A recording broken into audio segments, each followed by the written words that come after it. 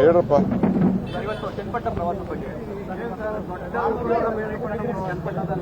ಚನ್ನಪಟ್ಟಣದಲ್ಲಿ ಬೃಹತ್ ಉದ್ಯೋಗ ಮೇಳ ಇಟ್ಕೊಂಡಿದ್ರೆ ಬೈ ಎಲೆಕ್ಷನ್ ತಯಾರಿಲ್ಲ ನೋಡಪ್ಪ, ಜನ ಅಧಿಕಾರ ಮಾಡಿ ಅಂತ ನಮಗೆ ಅವಕಾಶ ಕೊಟ್ಟಿದ್ದಾರೆ.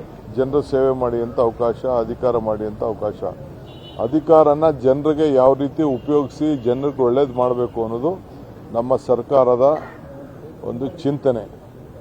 ಆಯಿತಾ? ಈಗ ನಿನ್ನೆ ಹೋಗಿದ್ದೆ, ನಾನು ಎತ್ತಿನೊಳಗೆ ಹೋಗಿದ್ದೆ. ನಾಳೆ ನಾಳಿದ್ದು ಅದ್ರ ಬಗ್ಗೆ ನಾನು ಮಾತಾಡ್ತೀನಿ.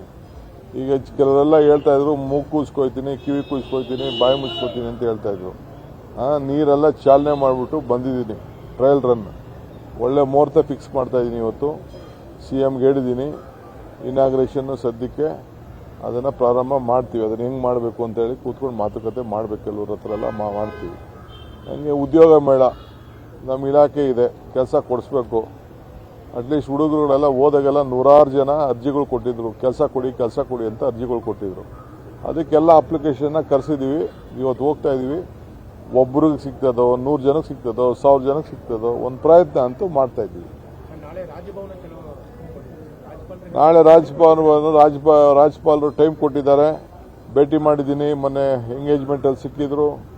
ಅವ್ರು ಹೇಳಿದ್ರು ಯಾವಾಗ ಬರ್ತಾ ಇದ್ದೀರಾ ಅಂತ ಕೇಳಿದ್ರು. ಟೈಮ್ ಕೊಟ್ಟಿದ್ದಾರೆ. ಹೋಗ್ತಾ ಇದ್ದೀವಿ.